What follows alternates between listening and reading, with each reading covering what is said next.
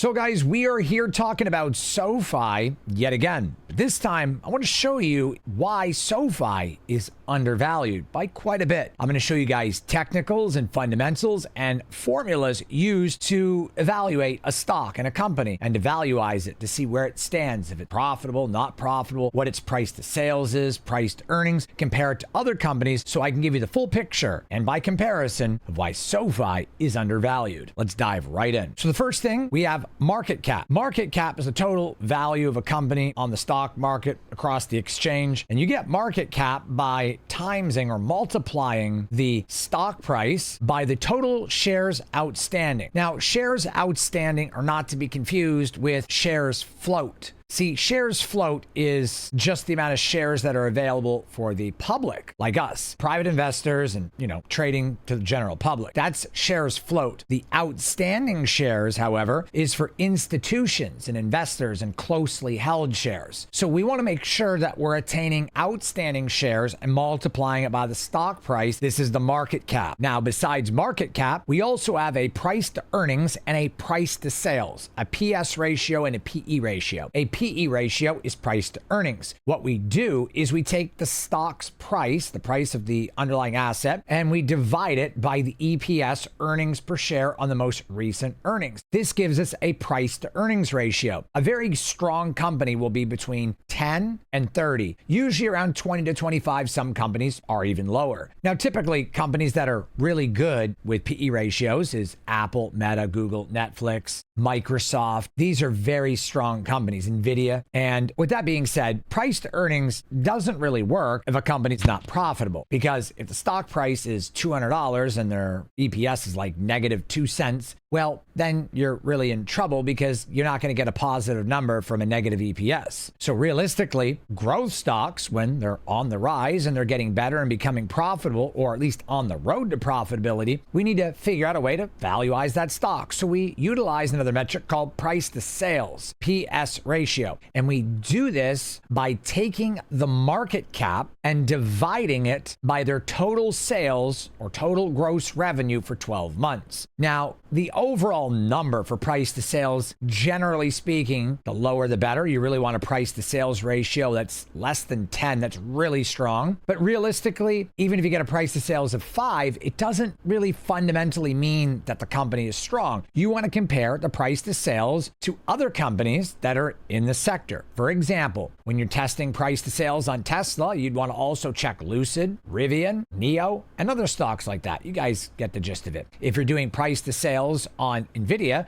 then you'd want to check AMD, Taiwan Semiconductor. So what we're going to do is I'm going to look at SoFi and explain why it's completely undervalued. And we're going to look at PE ratio, compare it to Upstart and Robinhood. And we're also going to look at price to sales, market cap, and performance so I can show you exactly what's going on. Don't worry, I'm going to explain a lot more when we dive in here. If all of this doesn't make sense to you, price to sales, price to earnings, charts, technicals, fundamentals, if this is all a lot of gibberish or it's very confusing, I offer full Discord training course and one-on-one coaching. This way I can help you achieve your financial freedoms and your financial goals. I have a full training course and one-on-one coaching that goes through all of these metrics in full detail, but it's the entire picture, helping you guys become more profitable, help you understand the market more so you can achieve the location, time freedom, as well as financial freedom that you ultimately deserve. You guys can sign up at any time at investorcorey.com right there on the screen or in the information box below. However, it is a very serious mentorship, so you have to be committed and dedicated. Limited spots are available. All my students in my Discord that are under my coaching have made between 10% and 15% their first month, and quite a few are over 25% their first month. I have students that are up $9,000 to $10,000 their first month, and others are up $15,000 to $20,000. I have students that have small portfolios of $8,000 or $9,000 when they started, and in less than a month they've made $3,000. That's a 30% return. So I hope to hear from you guys soon, as I love to help you, and I'm driven every single day to help you guys achieve your financial freedom. I look forward to seeing you very soon. So here we are looking at SoFi. Now, we see the share price is $7.52, and then you'll see Upstart is $42. Some people might be inclined to think, okay, well, obviously Upstart's a bigger company. It's worth more. They're more profitable. Well, a beginner would think that. And even an intermediate or a well-seasoned trader might possibly even think the same thing if they don't understand market cap. The market cap on SoFi right here is $8 billion. Upstart, $3.76 billion. So right off the get-go, you automatically know that SoFi is a bigger company. They have a bigger market share. The reason why Upstart is much more expensive is pretty much because they have less shares outstanding and the share float is less. So if we look at the shares float, 76 million, guaranteed SoFi has a lot more, 1 billion. This is the reason why the stock price is so much lower. The float is huge compared to Upstart. And there's also more outstanding shares. And I'll show you what I'm talking about. SoFi has 1 billion outstanding shares and Upstart has 89 million shares. You see, this is what I was talking about. They have less outstanding shares and less shares on the float. Therefore, that's the reason why the stock price is higher. Just because the stock price is higher does not mean the value of Upstart is more than SoFi. So now that we've cleared that up, let's go ahead and compare SoFi to Upstart. Let's take a look at their PE ratios. So we have $7.52 on the stock price. We're going to divide that by the EPS, which was 1 cent recently and 2 cents previously. So we're going to divide that by 0.01. We have a 752 PE ratio. However, if we go 2 cents in the previous earnings, it would cut this in half. So 376. So realistically, it's about 376, like quite honestly. So we're going to look at 376 on SoFi. So Upstart's $42. Let's divide this by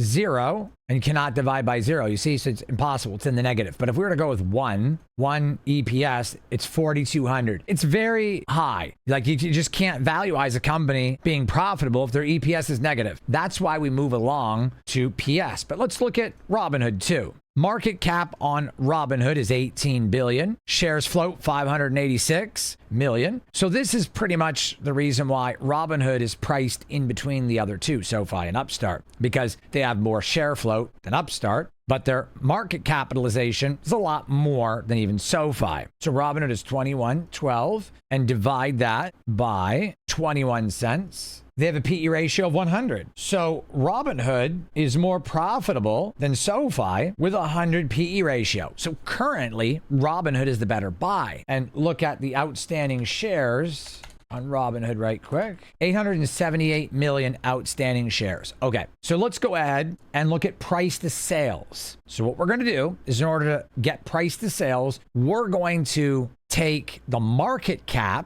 Robinhood is 18.68 billion. So 18.68, and we're going to billion. There we go. And divide that by 12 months of revenue, which is 688 million. And we're left with a price to sales ratio of 27. So 27.15 price to sales. Okay, let's look at SoFi's price to sales. We have 8.02 billion. There we go. And divide that by their annual sales. Total revenue, 860 million. Actually, 9.31. So we've got SoFi PE ratio of 376. PS ratio, price to sales, 9.73. Robinhood PE ratio, 100. Robinhood PS price to sales ratio, 27.15. So what does this tell us? Well, it tells us that Robinhood's more profitable right now. However, the power of price to sales when compared to likewise same sector companies or competition, it gives us an insight of where the potential guidance for growth would be. And considering the difference is pretty big, it's like pretty massive actually. 27 minus 9 is 18. So when you think about it, 18 is the number that separates SoFi from Robinhood. 9.73 versus 27 price to sales. Just to give you guys some insight, Apple's price to sales is 9.073. SoFi has nearly identical price to sales as Apple. What this indicates is that they're not entirely profitable like Robinhood is right now, but their revenue and cash flow coming in and their price to sales, because of the outstanding shares and the shares flow, the price to sales is significantly better. Now, this is just one metric and it's not bulletproof, but it does show us that potential future growth and guidance is much better on the SoFi side of things. Now, what is Upstart's price to sales ratio? Well, let's look at Upstart. Market cap of $3.76 billion. We divide that by their total revenue for the whole year, which is $127.63 million. Price to sales of 29.46. So they're on par with Robinhood, but they're not profitable yet. So they're in a rough spot. They got a rather high price to sales and a negative price to earnings. So they're pretty rough. Upstart's not in a good position. They're getting better, but not in a good position. Whereas Robinhood's solid right now for earnings, but their price to sales shows that there's not a lot of room for growth per se. Like, it looks like price to sales is pretty high. Like, they're kind of capped where they're sitting right now for earnings going forward. They're making the right moves, but their number's pretty high. Versus SoFi, who is profitable, has a positive EPS, and their price to earnings PE ratio is on the high side of 376, but not out of the norm for a company that's growth and new, especially in fintech, especially after inflation,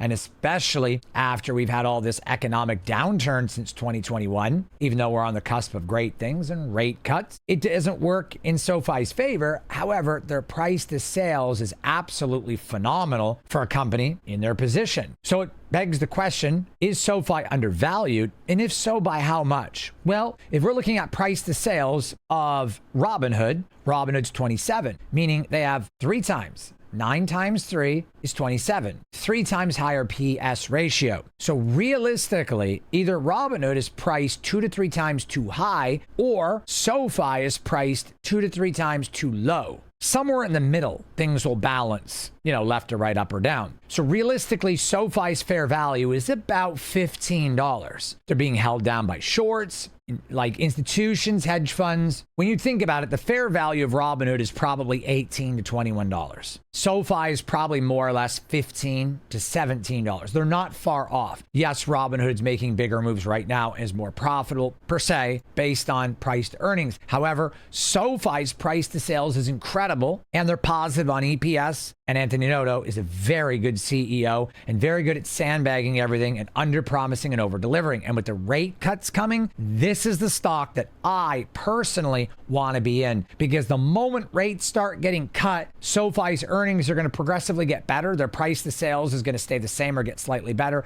EPS is going to go up. And of course, PE ratio, price to earnings, is going to go down. So this is really good. SoFi, in my opinion, is undervalued. And my fair value on SoFi, with rate cuts in mind and with future guidance and them keeping up with their year over year and quarter over quarter growth, they continue to do everything they're doing and saying they're going to do, and their EPS gets better next quarter and the rates get cut, then my future guidance by the end of the year, my fair value on SoFi is about $15. Now, right now, I would say the fair value on SoFi is about $10 to $12 quite easily. At least $10. So yes, they are undervalued by 30 to 40%. I've already shown you guys the numbers. I've explained them to you. They have just as good of a price to sales as Apple does. SoFi has all the right positions, and they're in the right spot with their total revenue and their income in order to make this company grow. Now, if we're looking at SoFi, we see the revenue is good. Operating income's fairly good. Pre-tax income is very low, but it's profitable. They're not in the negative. That's good too. Net income, profitable. However, when we look at EBITDA, it's a little bit better than the profits are. EBITDA is pretty strong, although quarter over quarter and year over year was bad, the last earnings, compared to previous quarters. When we look at the net debt, they are sitting on $1.62 billion in cash the previous quarter, and now they have $260 million